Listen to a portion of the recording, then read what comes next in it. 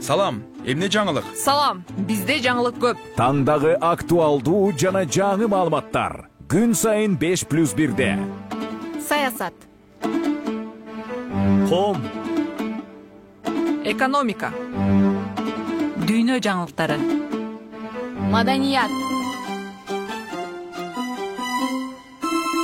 Күн сайын Марал ТВ жана радиосунда 8:00-дө 60 мүнөт түз эфирде.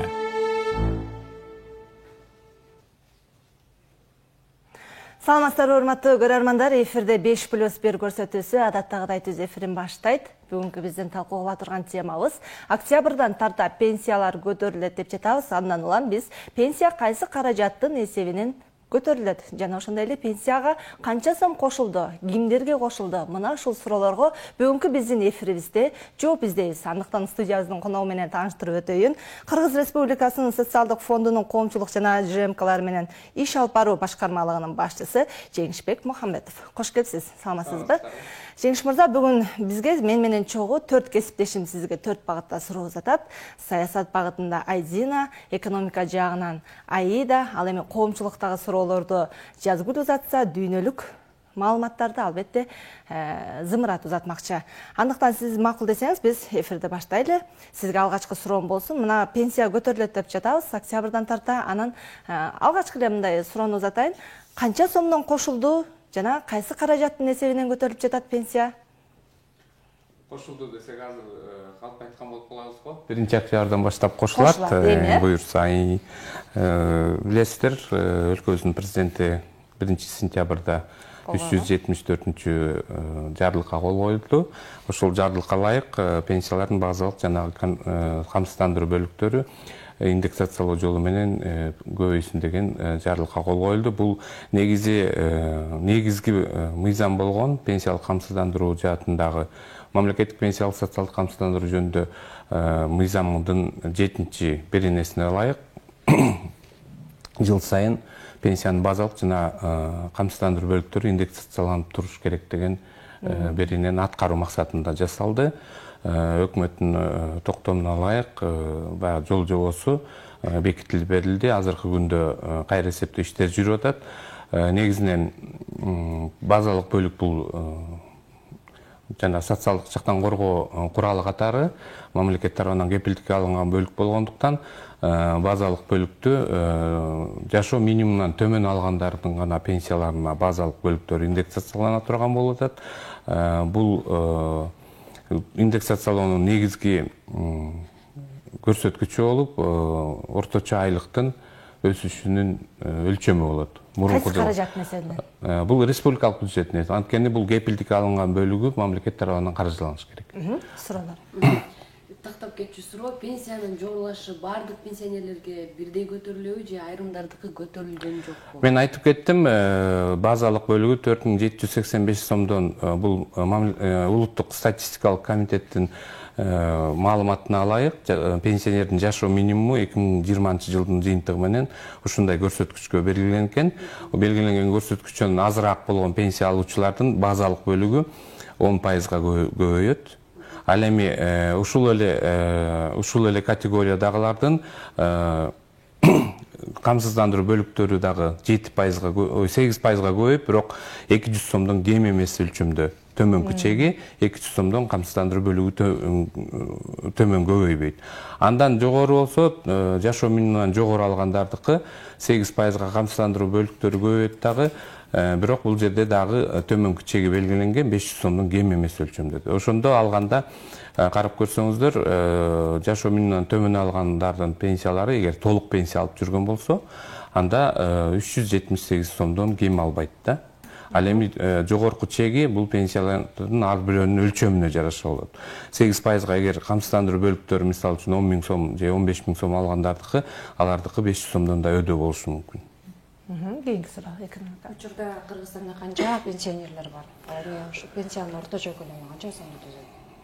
Учурда биз акыркы маалымат биринчи сентябрга карата алган боюнча 710 миң тегерегинде пенсионерлер бар. Мына жаңы эле суроо узатылып кетти, толугу менен баарына көбөйбү деп. Бул жарлык бардык пенсиянын түрүнө бирдей таасирин тийгизет, анткени бардык пенсиялар кайра эсептелет. Орточо өлчөмү мурунку көрсөткүчтөр боюнча 5800 тегерегинде болчу. Анан азыркы көбөйтүүдөн кийин божомол менен алдын ала эсептөөлөр менен 6248 сомго жогорулайт деп атабыз, орточо өлчөмү. Мындан төмөн болушу мүмкүн, анткени пенсиянын өлчөмү негизи ар бир адамдын пенсиялык системага кошкон салымына жараша болот да, түздөн түз. Канча пенсионер бар дейт? Жаңы эле айтып кеттим, 710 миң, 1-октябрга карата божомол эсеп менен биз 715 миң тегерегинде пенсионердин саны болот деп атабыз, анткени ай сайын өсүп атат.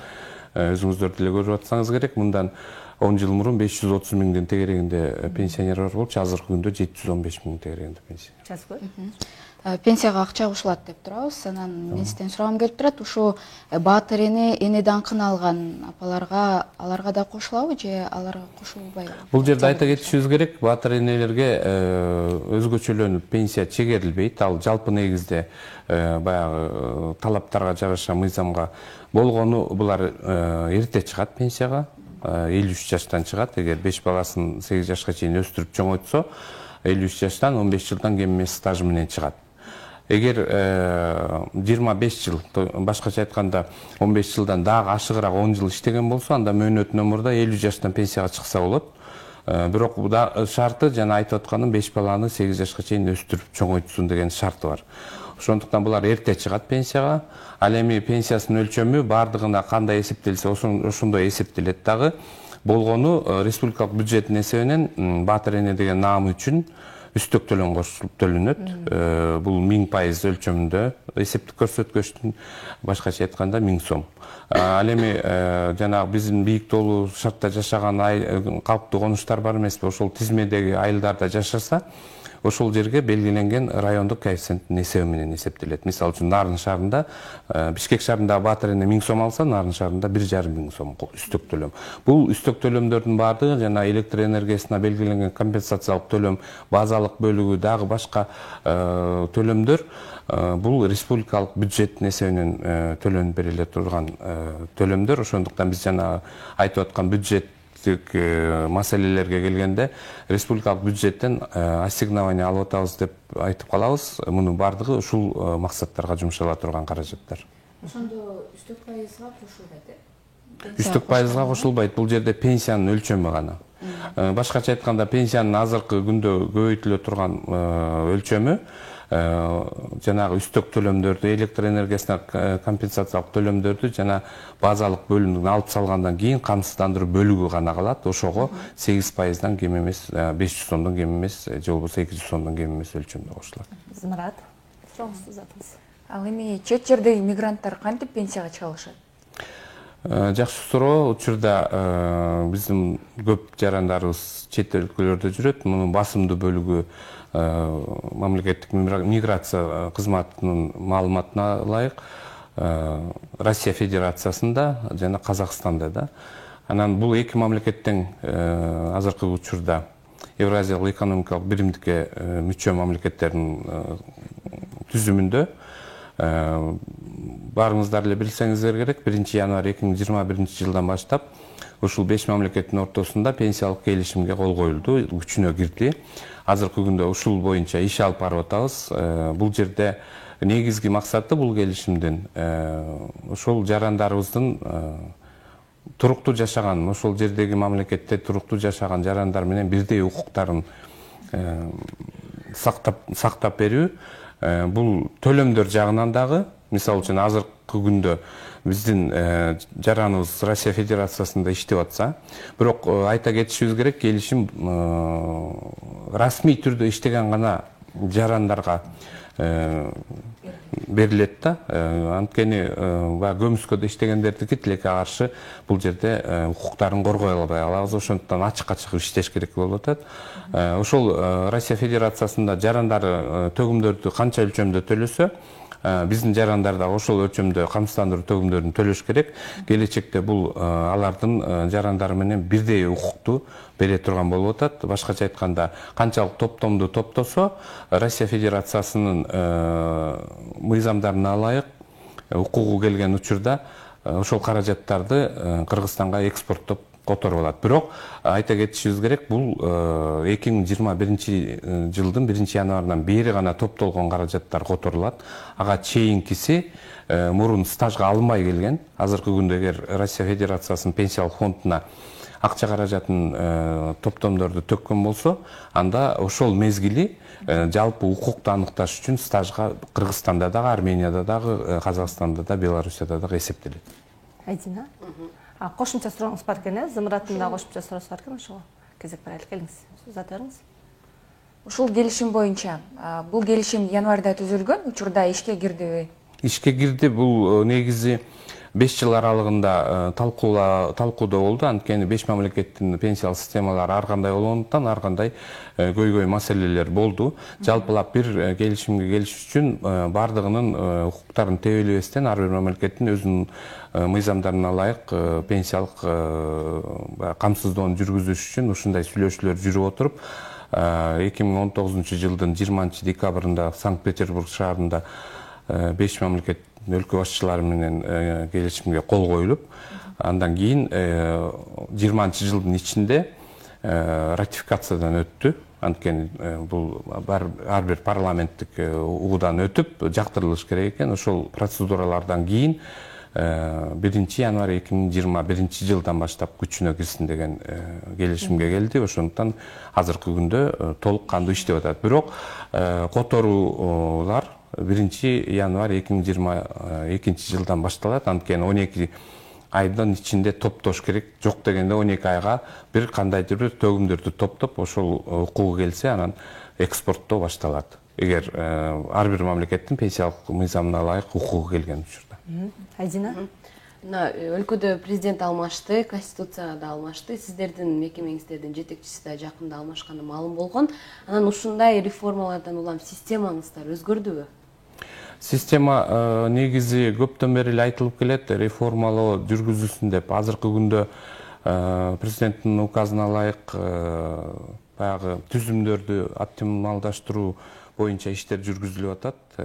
Штаттык тизимдерди кыскартуу маселеси каралып атат. Андан тышкары тарифтик саясат каралып атат, пенсиялык саясат каралып атат. Анткени мына жакында эле өзүңүздөр күбө болдуңуздар. Ушул эле жогоруда пенсияларды жогорулатуу боюнча жарлыкка катарлаша эле дагы 2 жарлыкка кол коюлду. Бул жанагы балдардын көмөк жөлөк пулдарын жогорулатуу. Ошого байланыштуу биз баккан адамынан айрылгандыгы боюнча пенсиялардын дагы өлчөмдөрүн жана базалык төлөмдөрдөн аз кылбашыбыз керек деген тапшырма берилди. Азыркы күндө мунун үстүндө иштеп атабыз. Бирок бул 1-январь 2022 жылдан баштап ишке ашырылыш керек. Азыркы күндө даярдоо иштери жүрүп атат. Эсептөө кандай шарт менен, кандай учурда ошол пенсия алуучулардын жана балдардын пенсияларын кантип жогорулатабыз деген. Ал эми ошону менен катар эле жана орто жана кичи бизнестегилердин тарифтик чендерин төмөндөтүү боюнча дагы тапшырма берилди. 2 ай ичинде бул боюнча жогорку кеңешке биз өзүбүздүн сунушубузду беришибиз керек экен. Азыркы күндө дагы бул боюнча иш жүрүп атат. Жакынкы арада массалык маалымат каражаттары аркылуу толугу менен маалымат берилет, кандай жолдор менен. Ал жерде дагы шарты бар. Көмүскөдөн чыгарыш үчүн бизнести ачык көргөзүш үчүн бир ыңгайлуу жагдайларды түзүп берели деген өзүбүздүн оюбуз бар. Анткени ал жерде канчалык айлыгын ачык көрсөтсө, ошого жараша тарифтерин төмөнүрөөк төлөгөнгө шарт түзүп бергенге мүмкүнчүлүк берип атабыз. Анткени билесиздер, эми көпчүлүк баягы жашырганда эмне бардыгы эле 100 киши иштесе 5 кишини көрсөтүп коет отчеттуулук боюнча. Аны барып текшергенге социалдык фонддун азыркы күндө биздин функцияларыбыз салык кызматына өтүп кеткендиктен биздин текшергенге да мүмкүнчүлүгүбүз жок. Ошондуктан бул ушул чөйрөдө иштегендердин келечектеги пенсиялык укуктарын ошол жарандарыбыздын, ал бизнестеги кишилердин эмес, түздөн түз ошол жарандарыбыздын, төгүндөрдү төккөн жарандардын укуктарын коргоо маселеси коюлуп атат. Негизи реформага барышыбыз керек деген сөз көптөн бери айтылып келатат. 2015-жылда биз тарифтик саясат боюнча өзгөртүүлөрдү киргиздик эле. Жанагы жер үлүшү боюнча төлөгөндөрдүн тарифтик чендерин төмөндөттүк эле, бирок тилекке каршы 2 жылдан кийин кайра жогорку кеңеш мыйзамды четке кагып, кайра мурдакы эле өлчөмдө калтырып коюшту. Бирок бул дагы азыркы күндө терс таасирин берип атат. Анткени пенсияга чыга келгенде төккөн акчасынын көлөмү өтө аз болгондуктан үлүш жеринен пенсиялардын өлчөмдөрү 2000 тегерегинде эле болуп калат. Айда. Өлкөдө пенсионерлер үчүн керектүү минималдык өлчөмү каралдыбы? Бул улуттук статистикалык комитеттин негизги маалыматтарына таянып иш жүргүзөбүз. Акыркы жогорулатуудагы ушул көрсөткүчтөрдүн негизинде болду. Мен жана айтып кеттим, акыркы маалымат боюнча 4785 сом 30 тыйын бул ошол жок пенсионердин жашоо минимуму деп. Анын ичинде азык-түлүк, дары-дармек бардыгын эсептептир. Эми бизге дагы көп учурда ушундай пикирлерин айтышат. Эмне үчүн чыныгы бааларды көрсөтпөйсүңөр деп. Эми тилекке каршы биз андай орган эмеспиз. Ар бир орган өзүнүн ишин кылат. Ошондуктан биз расмий түрдө улуттук статистикалык комитет бизге кандай маалымат берсе, ошого жараша жогорулатууну жүргүзүп келебиз. Азыркы учурда дагы ушул мен жана башында айтып кеткен жогорулатуунун дагы бир немеси, базалык бөлүктүккө эгер орточо айлыктын өсүшү эле болсо, биз ошого карап иш кылсак, камсыздандыруу бөлүктөрүнүн көбөйтүшүнө жана процент 8% деп атпайбызбы, ошол пайызы бул орточо айлыктын көлөмүнүн өсүшүнө, андан сырткары керектөө бааларынын өсүшүнүн орточо көрсөткүчү, эки көрсөткүчтүн орточо пайызы 8%. Ошондуктан биз жогорулатууну ушунун негизинде кылдык. Жазып отурсуңуз. Пенсия алып, бирок ошол учурда деле иштегендерге пенсия кандай каралып атат?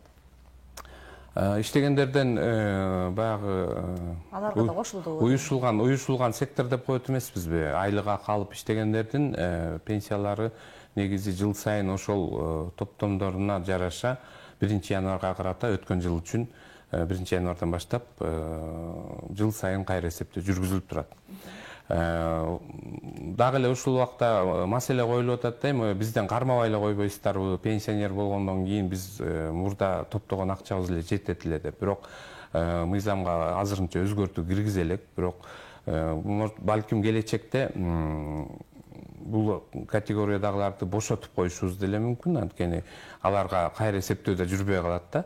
Бирок башкача жагынан караганда алар мисалы үчүн топтогон акчасынан кайра дагы мына учурдагы жарлыктын негизинен сырткары дагы өзүнө жыл сайын 1-январга карата пенсиясына кошумдарды кошуп алып атат да. Бул дагы жакшы жогорулатууга түрткү берип атат. Анан жеке ишкерлик менен айыл чарбасында иштегендер бул башынан эле камсыздандыруу төгүндөрүнөн бошотулган. Ошондуктан аларга эч кандай кайра эсептөө жүргүзүлбөйт.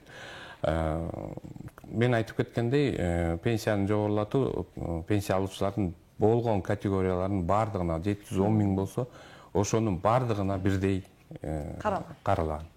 Зымырат. Бүгүнкү күндө кош жарандуулук деген бар. Кош жарандуулукту алып жүргөн жарандар кандайча пенсия алышат? Кош жарандуулук негизи буга чейин дагы мыйзамдарда ушу жол берет экен, эки жарандыкты алганга. Бирок пенсиялык камсыздоодо ар бир жаран ошо туруктуу жашаган жери боюнча гана пенсия ала алат деген шарт бар. Бирок Евразиялык экономикалык биримдикке катышкан мамлекеттерде бул бир аз башкачараак болуп атат. Турция мамлекети менен ушундай болуп атат, анткени төгүмдөр ошол жакта калып калбаш керек. Бул жакка келгенден кийин ушул мамлекеттин мисалы үчүн туруктуу жашагандыгы үчүн бериле турган жанагы республикалык же болбосо федералдык бюджеттен төлөнө турган төлөмдөр бул ошол жерде жашаган адамдарга эле берилет. Мисалы үчүн мурда айтып койчу элек прописка деп. Ошол жерде туруктуу мисалы үчүн Россиянын жараны Кыргызстанга келип жашоого баягы эме алса, вид на жительство деп атпайбыз, ошону алса, анда биз бул жактан пенсия чегере беребиз. Бирок ошол учурда Россиядагы пенсиясы токтотулат дагы, бул жактагы негизи менен пенсия алат. Бирок Россияда төккөн жана төгүмдөрү 2021-жылдан кийинкиси ал мамлекеттин мыйзамдарына ылайык эсептелип, бул эми камсыздандыруу бөлүктөрү болуп калат да, өзү төккөн акчасын кайра кайтарып берет. Алар бирок Россиянын федерациянын пенсиялык мыйзамына ылайык эсептелип, анан которуу жолу менен ошол кишинин пенсиясына келип кошулуп түшөт. Эгер 3-4 мамлекетте иштесе, 3-4 мамлекеттен пенсиянын бөлүктөрү келип чогулуп дагы кошумча болуп төлөнөт да. Ошондо бул дагы биздин жана орточо пенсиянын өлчөмүнүн көрсөткүчтөрүн жогорулатканга жакшы түрткү берет болуш керек. Анткени бул жактан алган пенсиясын базалык бөлүк баардыгын төлөп берип атсак, Россиядан дагы бир пенсиясы келсе, орточо көрсөткүч баары бир өсөт деген. Мен сизге да кошумча суроо заткым келип атат. Бул жакта коомчулуктан келгенде суроолор бар. Жумушка орношот дейт инсан. Мисалы 24 жашында жумушка орношсо, анан иштеп анан 45 жашка чыкты дейт да. Анан соцфондго акча төлөдү. Анан эгер балким эме каза болуп кала турган болсо, анын төккөн акчасы эмне болот дейт. Мамлекетте калып калабы же ал кийинки балдарына чегерип береби дейт. Кандай? Рахмат сурооңузга. Негизи пенсиялык фонддун каражаттары пенсия алуучулар деле пенсиясы каза болуп калгандан кийинки айдын 1-нен баштап токтотулат. Ал эми пенсия жаш курагына жетпей каза болгондордун үй бүлө мүчөлөрү болсо, эмгекке жараксыз куракта, мисалы үчүн мектеп жаш курагында же болбосо жубайы пенсияга чыкпай, бирок жаш курагына келген болсо, үй бүлө мүчөлөрүнө баккан адамынан айрылгандыгы боюнча пенсия чегерилип берилет. Дагы бир жакшы жаңылык, бул 2010-жылдан баштап пенсиянын топтомо компоненти кирген, билесиздер. Кошумча биздин айлыктан азыр 2% кармалып атат. Бул нак акча. Пенсиялык каражаттардан айырмасы нак акча, бул инвестициялык портфелдерге салынып, белгилүү бир киреше алып келет. Үстөк төлөмдөрдү инвестициялык киреше деп коебуз. Ошонусу менен каза болуп калса, мураскорлоруна толугу менен төлөнүп берилет. Эки жакка чыгып кетсе, толугу менен төлөнүп берилет. Анан 2020-жылдан баштап дагы бир өзгөртүү киргизилген. Ушул каражаттарды 2% өлчөмүндөгү дагы бир муктаждыгы бар адамдарга берилсин деген өкмөттүн токтому менен чечим кабыл алынган. Бул жанагы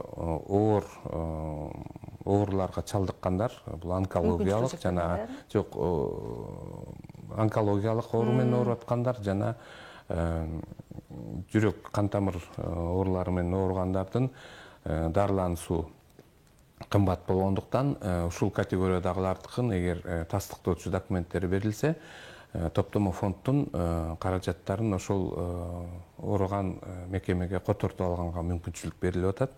Бул эми адам өзүнүн дарылануусуна ошол акча каражатын пенсиялык жаш куракты күтпөстөн пайдалансын деген мүмкүнчүлүк берилди. Андан сырткары ипотекалык жана турак жайды каржылоо боюнча дагы бир өзгөртүү киргизилип, ал жакта дагы эгер 50 миңден кем эмес акча каражаты болсо ар бирөөнүн эсебинде, ошол акчасын банктык баягы биринчи төлөмдөрдү жапканга которуу жолу менен.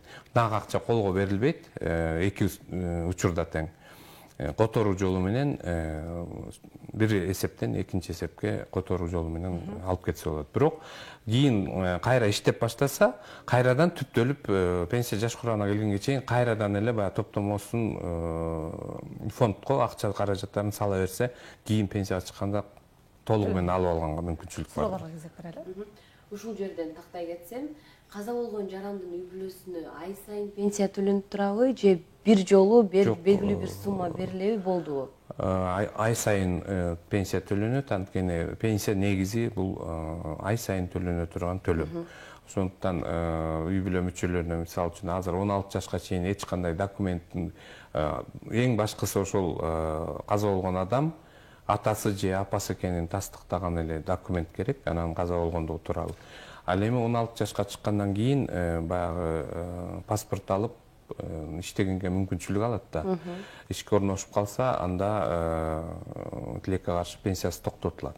Эгер окуусун улантса күндүзгү бөлүмдө, анда пенсиясы 23 жашка чейин же болбосо окуусун бүткөнгө чейин 23төн ашык учурга берилбейт, бирок ошол окуусун бүткөнгө чейин пенсия ай сайын берилип турат. Муну тастыктаган жыл сайын документтерди тапшырып турушат. Азыркы учурда эми түндүк ведомство аралык кызматташуу системасы аркылуу окуу жайларынан биз тастыктоочу документтерди өзүбүз суратканга азыр мүмкүнчүлүк бар. Көпчүлүгү өзү алып келбейт, ушундай улана берет. Ал эми жанагы ушундай эмгекке жараксыз жарандарыбыздын үй бүлө мүчөлөрү жок болгон учурда каражаттар пенсиялык фонддун тилектештик фондунда калып калат.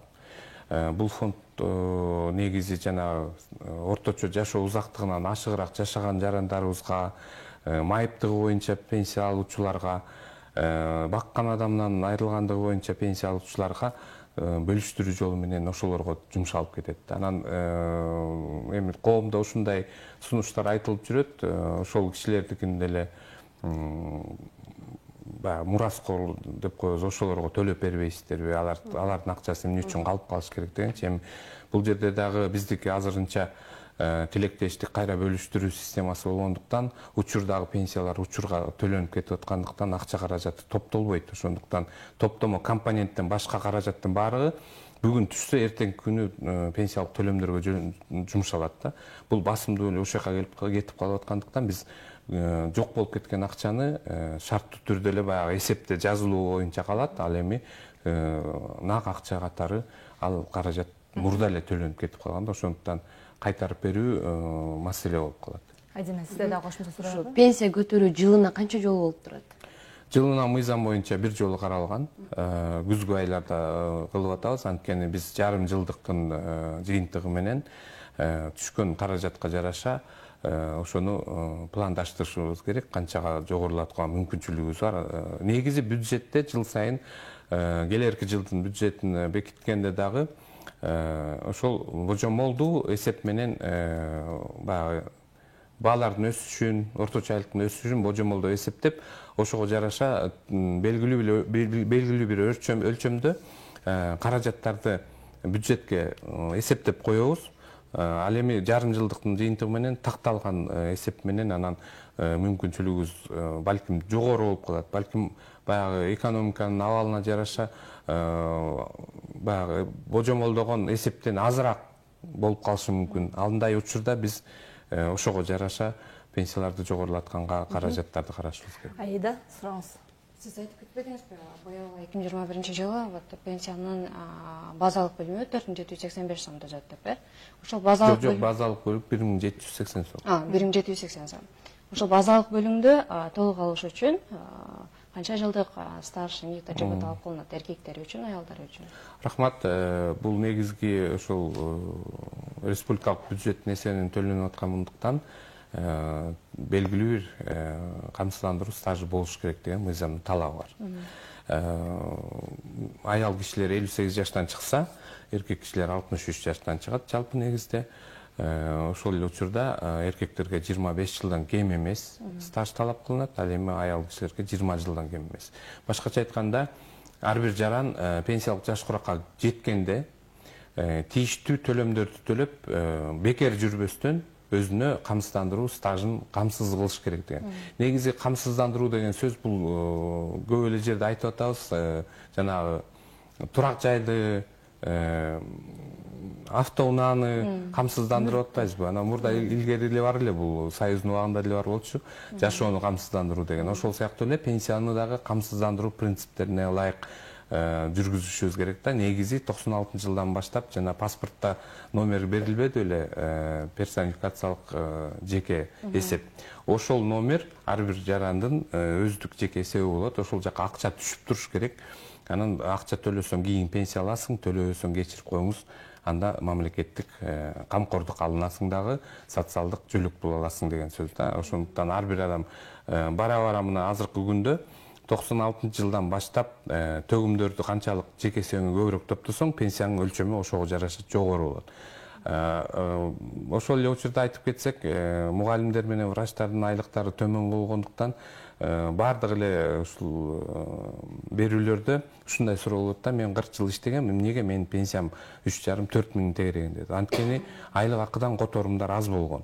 Эми бул жерде социалдык фондтун да күнөөсү эмес. Бул жерде эми жалпы экономиканын абалы ошондой болгондуктан айлыктардын өсүшү дагы бизге фондтун өсүшүнө канчалык бюджеттин жогорулашына алып келет да. Анан азыркы күндө могу жогорулатууга да айтып атпайбызбы? Баш аягы бир 985 миң тегерегиндеги миллион сом акча каражаты 3 айга кошумча талап кылынып атат да. Кийинки жылга бул 4 эсе көп сумма.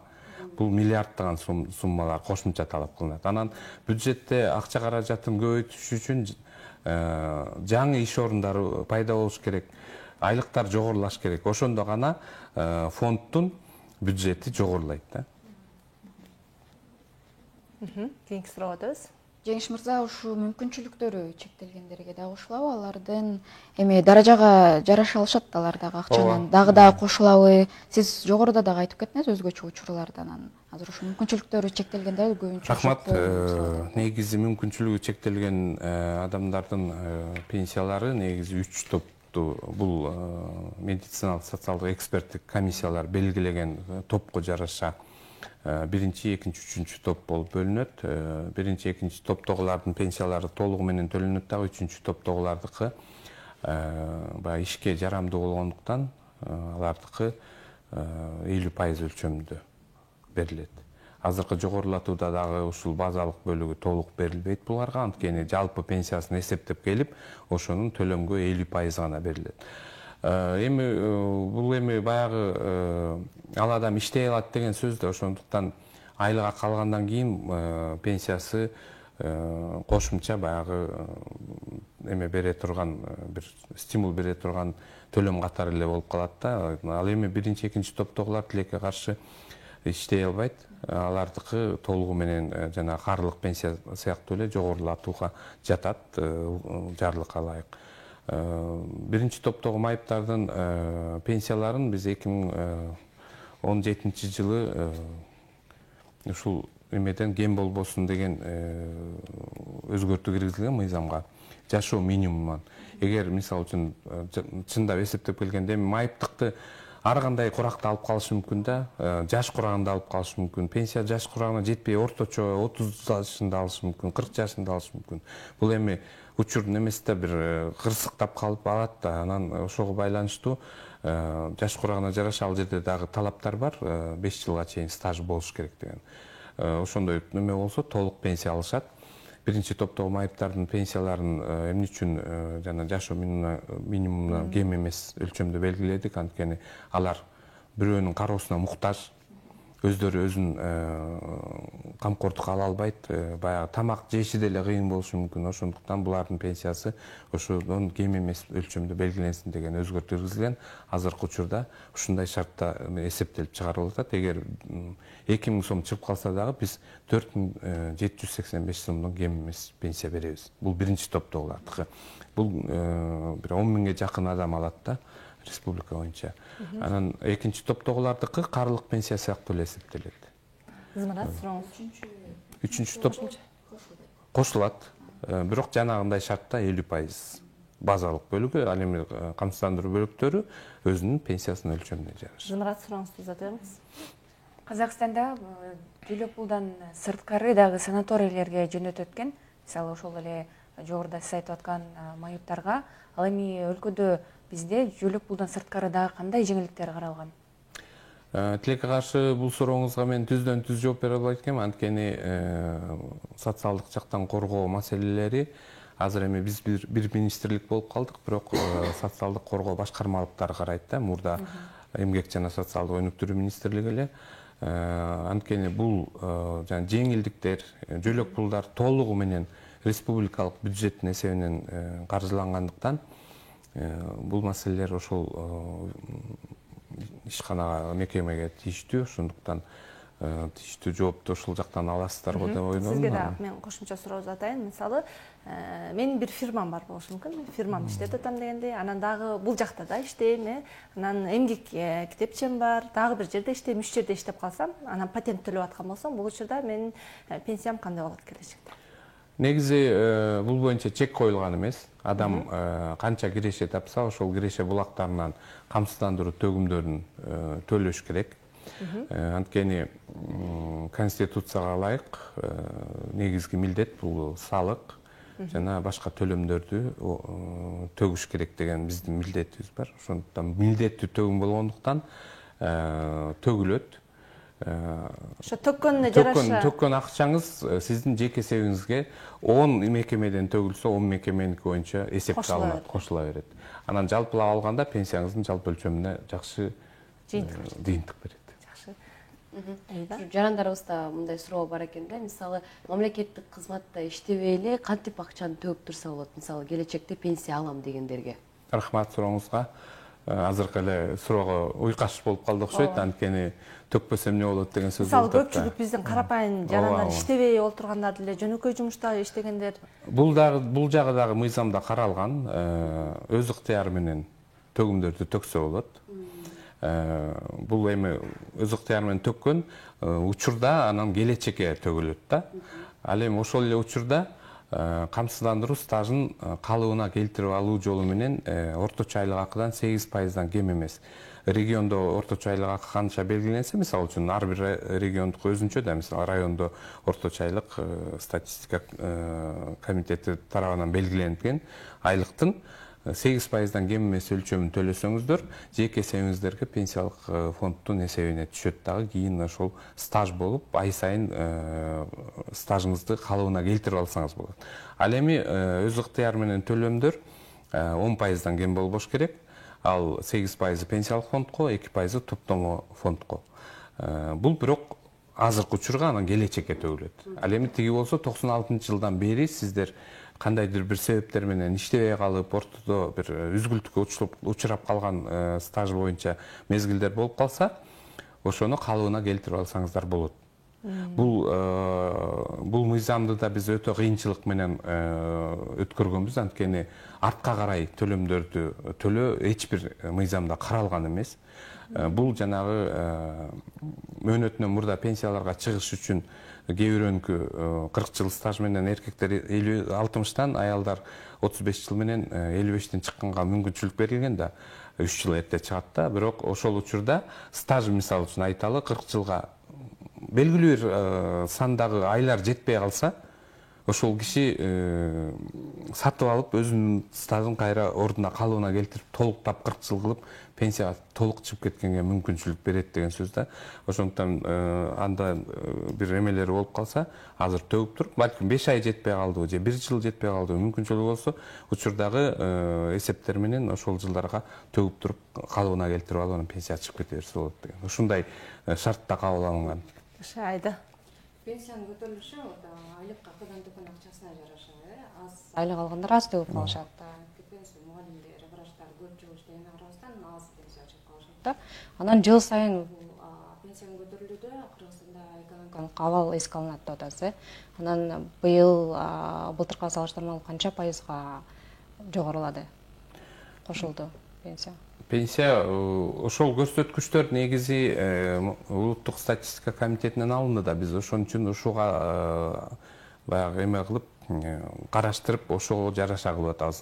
Былтыркы жылдын мурдагы жылкыдай 19-жыл менен 20-жылдыкын алат, анткени учурдагы жыл бүтө элек да. Ошондуктан өсүштү айта албайбыз.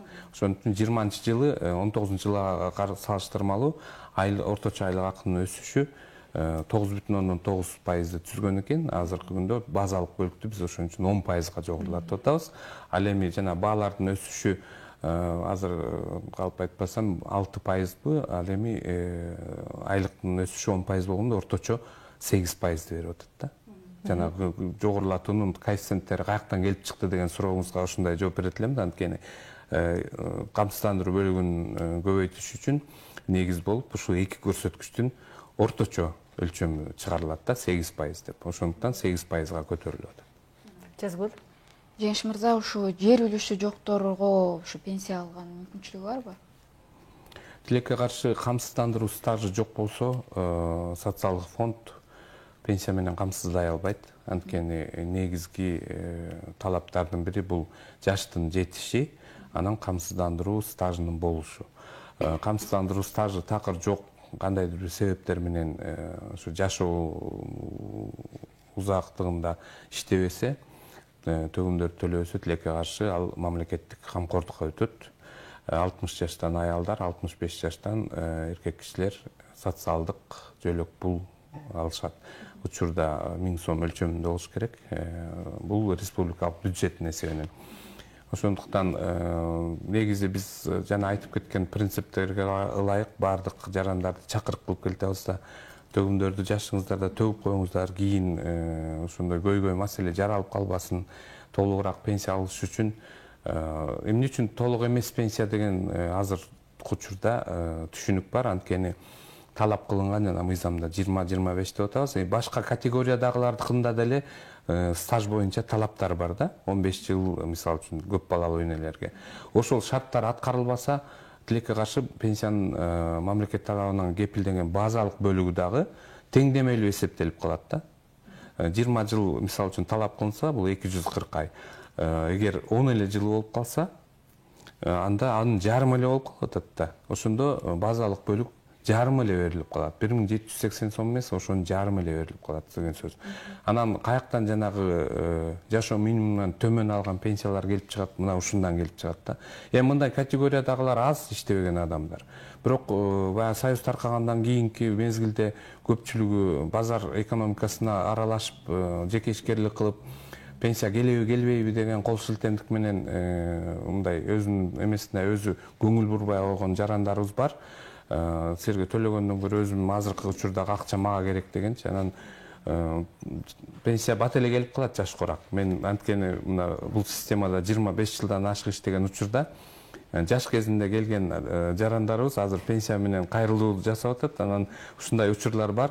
Убагында айтканымды угуп, ушун кылып койсом болмок экен, төлөмдөрдү төлөй берсем болмок экен, жашырып жаап койдум эле. Азыр пенсиям 2000 болуп калды, 2500 болуп калды деген учурларда кездешет. Анан эми бул жашоодо. Ошондуктан бардыгыңыздар төгүмдөрдү төгүңүздөр убагында. Орусияда эң жогорку пенсия 446 000 экен. Аны космонавттар алат экен. Ал эми Кыргызстанда кимдер эң жогорку пенсияны алат жана канча? 100 000ден ашык алган пенсионерибиз бар. Эми ал бир эле адам бул төгүмдөрүнө жараша. Анткени мен айтып атпаймынбы, жана жеке эсебине канчалык которулган акчасы көп болсо ошого жараша. Мыйзам буга жол берет. Анткени учурда төлөгөн акчасы анын канча жүздөгөн адамдардын пенсиясы менен камсыздоого жумшалып кетип атат. Анан биз ал кишини камсыздандыруу принциптерине ылайык пенсиясын ошол өлчөмдө беришибиз керек. Анткени убагында миллиондоп акча которгон киши менен үлүш жерге 6 сом төлөп койгон айына. Адамдын айырмасы асман менен жердей. Ошон үчүн бул мен ойлойм, бул социалдык теңсиздик эмес. Бул пенсиялык ошол адамдын пенсиялык укуктарын коргоо болуш керек. Анан туура түшүнүшүңүздөр керек. Баягы көп пенсия алгандардын эмне үчүн көп көбөйтөсүңөр деген да суроолор болот. Кошкон салымына жараша пенсия алыш керек. Антпесе камсыздандыруу системасынын, пенсиялык камсыздандыруу системасынын мындай кандай десем, привлекательность деп коет. Кызыктардыгы аз болуп калат да. Мисалы үчүн төккөн төкпөгөн адам бирдей пенсия алса, анда төгүп аткан адам айтат да, анда мен деле аз төгөм, эмне кылам мен көп төгүп деген. Ушундай ким болду экен билсек болобу? Бул эми конфиденциалдык жок, бул конфиденциалдык маалымат, ошондуктан бир сыр маалымат болгондуктан айта албайбыз. Анткени ал кишинин дагы коопсуздугун карашыбыз керек. Мондай пенсия алат экенде эртеңки күнү аркасынан түшкөн адамдар болуп калышы мүмкүн. Бул дагы неме, сиздердин жеке эсебиңиздерден дагы маалыматты биз башка адамга бере албайбыз. Ошондуктан ар бир жарандын пенсиясы, жеке эсебиндеги маалыматы бул сыр боюнча калат. Сыр боюнча калат. Бул эми чоң стратегиялык ишканада иштеген адам, өзүнүн айлыгынан жанагы алган кирешесинен, дивидендтеринен төлөгөн экен.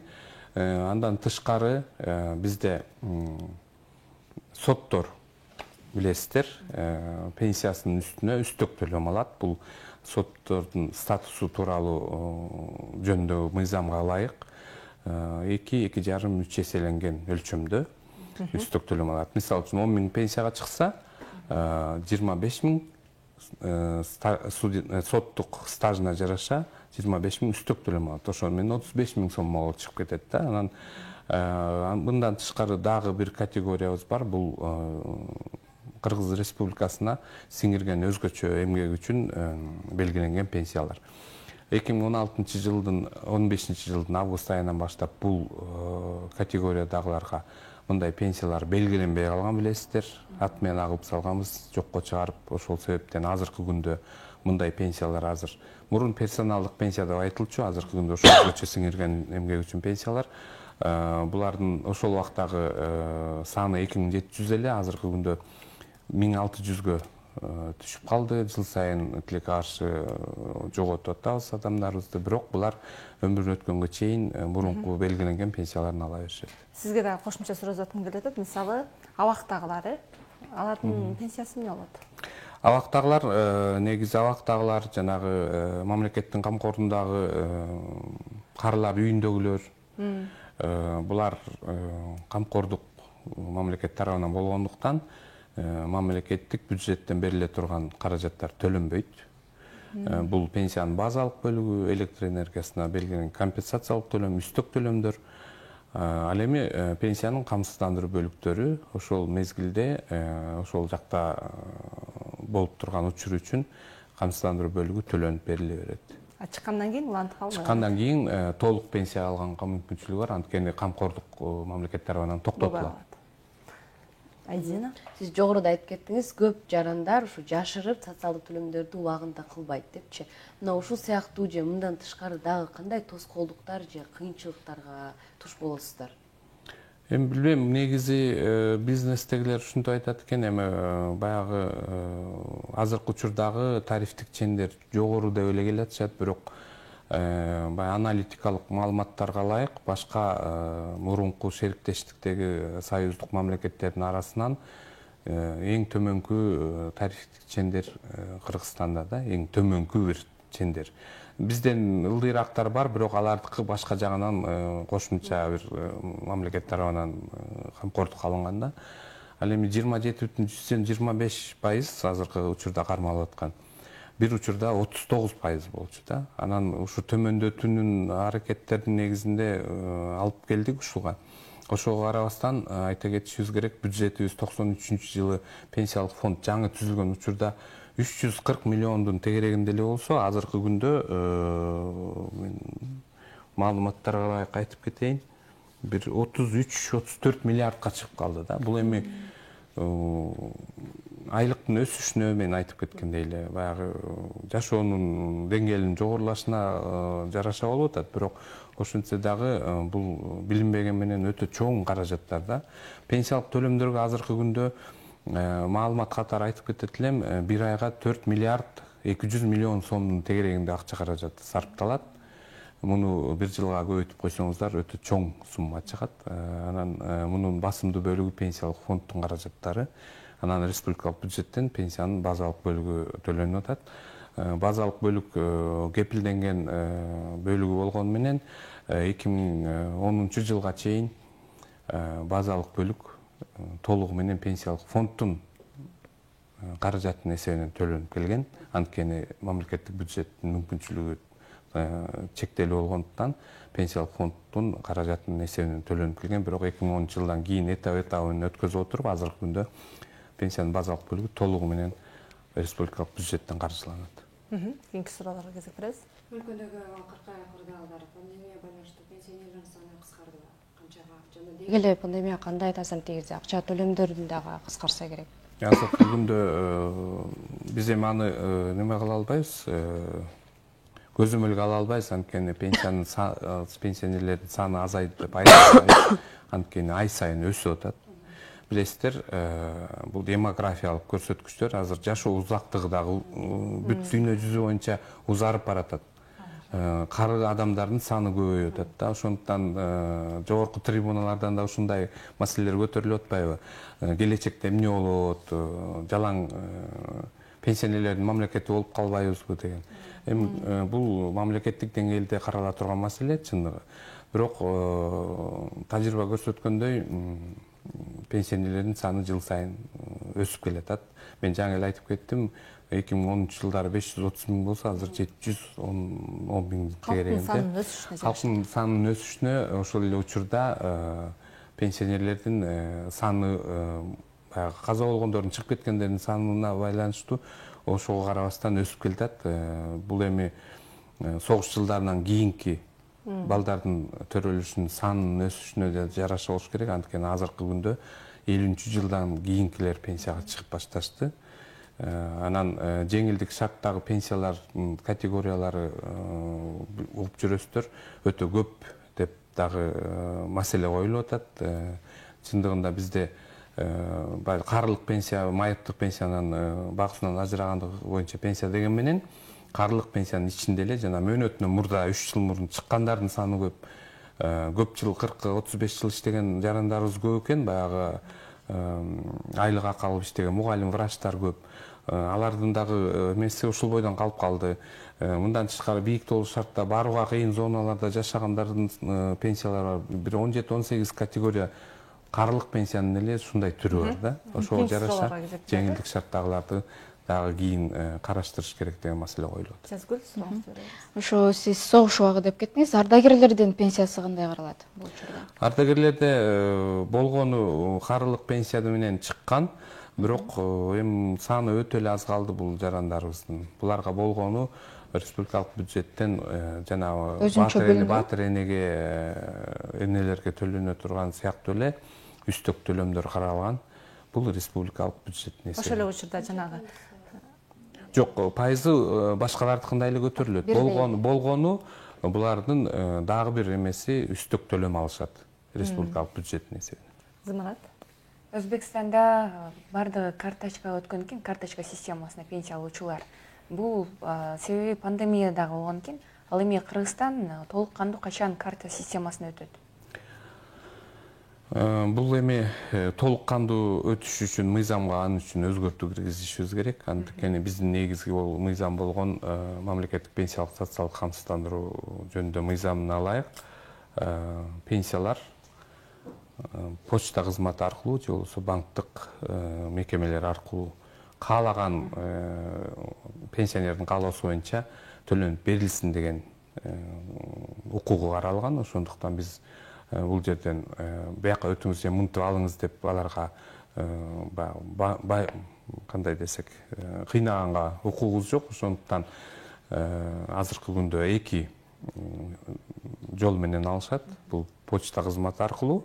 Почта кызматы жеткизип берет. Жеткизгендик үчүн биз кызмат үчүн акча каражатын төлөп беребиз аларга. Ошондуктан почта кызматынан алгандарга айта кетет элем, эч кандай кошумча акча бербегиле почтальондорго. Анткени алар сиздерге жеткизип бергендик үчүн социалдык фонд, пенсиялык фонддун эсебинен каражат кызмат үчүн каражат которуп беребиз суммасына жараша. 1,3%. Бул эми мамлекеттик кызмат болгондон кийин азыркы күндө почта кызматы аркылуу алгандардын саны 36% түзөт. Ал эми банк кызматы аркылуу алгандардын саны 64%. Бул бир топ жылдан бери ушундай акыркы кездердеги жана жаңы технология киргизилген үчүн жана карточкалык системаларга өткөзгөндүн негизи болуп атат. Анан банктык кызматка биз дагы төлөп берген жана алып барып жеткизбесе дагы ошолордун аткарган кызматы үчүн пайызда төлөп беребиз 0,3-төн 0,5-ке чейин. Айырмасын көрүп атасыздар. Ошондуктан көбү карталык системага өтүп атат.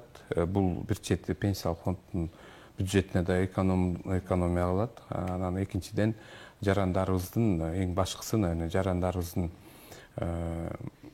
ыңгайлуу шартта өзүнүн пенсиясын ала алганына мүмкүнчүлүк берип атат да. Азыр 17-18 банк менен иш алып барабыз. Алардын бардыгында эле банкоматтары бар. Пенсиясы эсебине которулгандан кийин каалаган убакта каалаган өлчөмдө пенсиясын алып алса болот.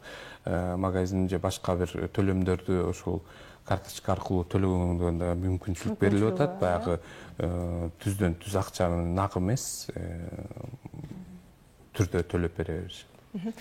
Учурда калктын канча пайызы ошондо карточкага өттү? 64% алат.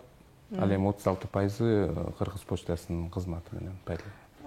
Ошол Кыргыз почтасынын кызматы менен алгандар бул кимдер? Бул жерде такыр эле жокко чыгарып салбашыбыз керек, анткени баарынын эле мүмкүнчүлүгү жок. Айыл жеринде банкомат жок. Баягы басып турганга кыйынчылык, мүмкүнчүлүгү чектелген адамдарыбыз бар. Аларды банктык система тилекке каршы азырынча жеткизип берүү кызматы жок. Ошондуктан ал категориядагылардыкын почта кызматкерлери үй-үйлөрүнө жеткизип берет. Анан негизи почта кызматкерлери жеткизип бергенде дагы алардыкы график менен төлөнөт. Айыл менен же болбосо квартал менен. Анан көп учурда биздин жарандарыбыз ушу графикке карабастан почта бөлүмүнө барып алып эле ошол жерде жана кезекке туруп көпчүлүк кыйынчылыктарга дуушар болуп атат. Анан айта кетет элем, антип баруунун кажети жок. Сиздерге белгиленген күнү, белгиленген убакта пенсияңыздар өз убагында жеткизилип берилет. Үйдө болуп туруңуздар. Пандемиянын убагында дагы өтө көп суранып кайрылдык эле, бирок ошого карабастан биздин эми кары кишилерибиз ушундай экен, барып же баягы баарлашканга барышабы, барып эле кезеги келе элек, күнү келе элек деле барып кезекке туруп алышып, анан ал күнү акча өлчөмдө берилет да, белгиленген өлчөмдө. Анткени биз почта кызматкерине бир күндө лимитинен ашык бере албайбыз. Ал киши баратса, ким билет, жоготуп жиберсе коопсуздугу да бар. Анан ошондуктан белгиленген лимиттен ашык почтальонго бербейт. Анан мисалы үчүн бүгүн эртең төлөнө турган акчасын бүгүн алып барбайт.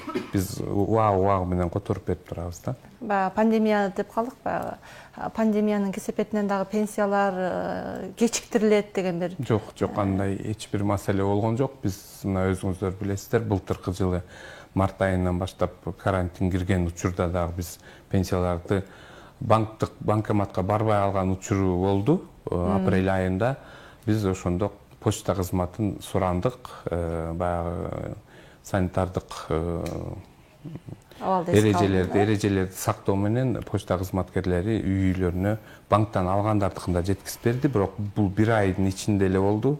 Май айынан баштап кайра толугу менен мурунку режимде эле төлөнүп берилип атат. Ошол бойдон азыркы күнгө чейин эч кандай үзгүлтүккө учурабастан убагы менен төлөп келе атабыз. Анан айта кетишибиз керек, мыйзамды окуган адамдар болсо, ал жерде өткөн ай үчүн төлөнсүн деген ченем бар. Биз ага карабастан биз үстөгүдөгү айга төлөп келе атабыз. Анан биздин эми урматтуу пенсионерлерибиз айта берет, айдын 10-нан кийин төлөп атасыздар. Бизде 4-үнө карата бардык эсептер келип калат, төлөмдөрүбүздү. Эми муну ар бир адам өзү эме кылып алыш керек го, бөлүштүрүп. Антпесе биз эми бардыгына тилекке каршы колубуз жетпейт экен. Ал кызматтардын да өзүнүн иши бар, убагы бар. Төгүмдөрдү мисалы электр энергиясына, сууга же болбосо жанагы таштандыларды алып чыгып кете турган. Ошолорго айта кетет элем, өзүңүздөр туура бөлүштүрүп каражаттарыңыздарды. Эмне үчүн 10-нан баштап төлөп калдык? Анткени камсыздандыруу төгүмдөрүнүн басымдуу бөлүгү ушул убакытка келип түшөт. Түшөрү менен мен айткандай эртеси күнү эле биз төлөмдөргө жөнөтүп атабыз. Чоң рахмат сизге келип, атайын бир жакшы маалыматтар менен бөлүшүп кеттиңиз. Ишиңизге ийгиликтерди каалайбыз. Урматтуу көрөрмандар, ушуну менен бүгүнкү көрсөтүүбүздү аяктайбыз. Кайрадан амандашканча саламатта туруңуздар.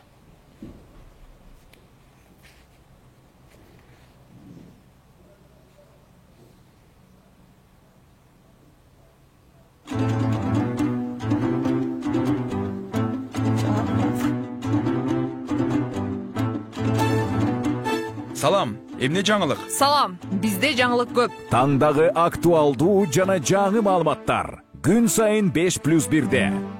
Саясат. Ком. Экономика. Дүйнө жаңылыктары. Маданият. Күн сайын Марал ТВ жана радиосунда 8:00-дө 60 мүнөт түз эфирде.